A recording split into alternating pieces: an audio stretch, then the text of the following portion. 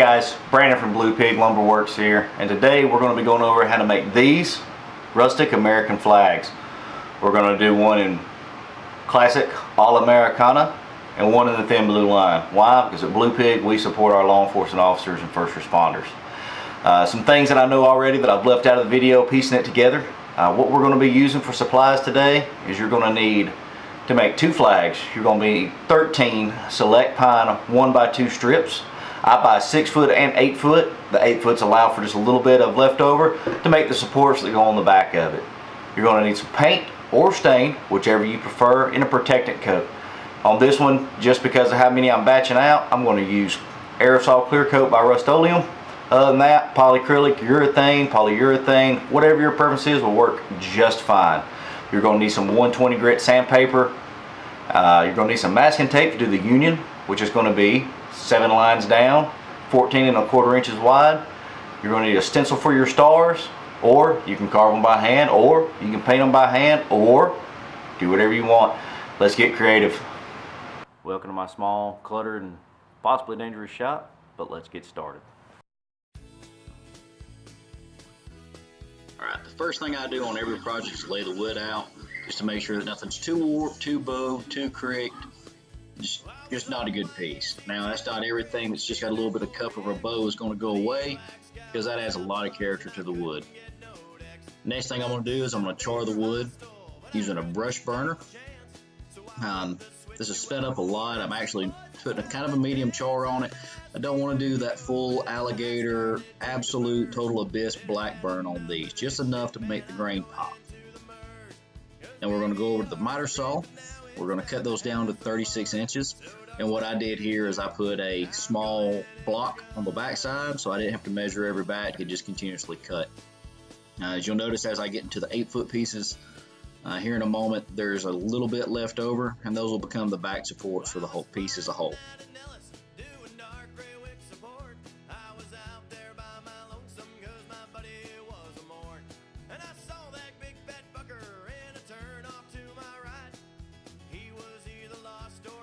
So what we're doing is we're taking those 1x2s from the big box store. We have loaded them up.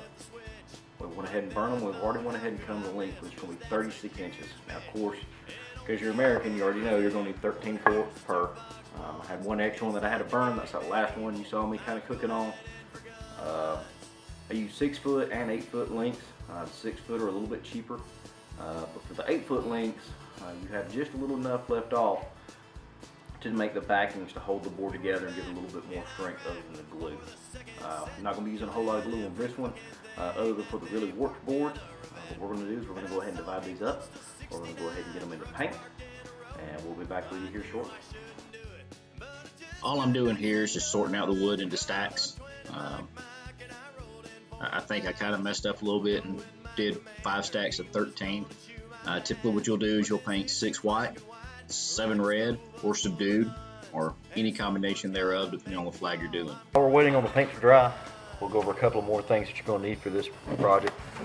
First off, you're going to have to be happy. If you're going to do woodworking and it don't make you happy, quit and go do something else. It's not your hobby. Need some picture frame wire. Going to use some D-ring hangers. Got 50-pound wire. I got a little bit extra just in case because accidents happen. And adhesive felt backings. What these are going to go for is on the back of the flag. It'll create a small gap in between it and the wall and allow airflow through. Keep your wall from getting damaged, keep moisture from building up, keeping it from rotting, keeping your wall from mildewing, etc. Especially if you live in a good humid place like Northwest Georgia.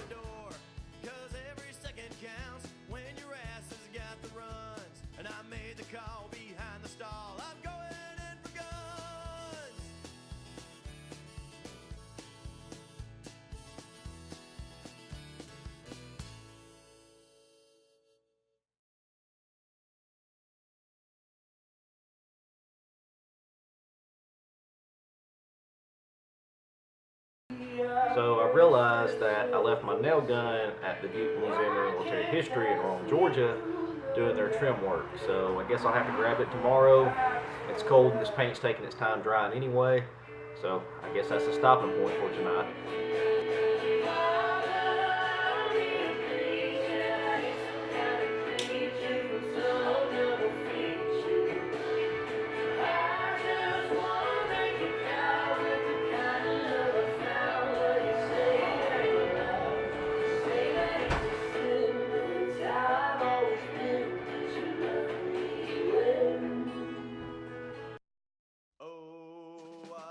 So all I'm doing here is I'm laying out the flags in completion, putting some glue on them. I cut that out because it was really cold. I had to go dip my glue in some warm water.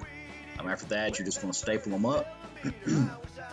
And then after you get them stapled up, before I add them to the to-do, I go ahead and wipe off all my excess glue, measure out the union at 14¼ inches, draw it out, tape it off. I'm not going to go into great detail on how to tape or how to paint. There's millions of other YouTube videos out there that'll cover that without us having to go into a lot of detail here. I'm going to do this for all 5 flags I was making this batch. Really, the only sanding I do at this point is just to scrape it up to make sure that the union sticks real nice.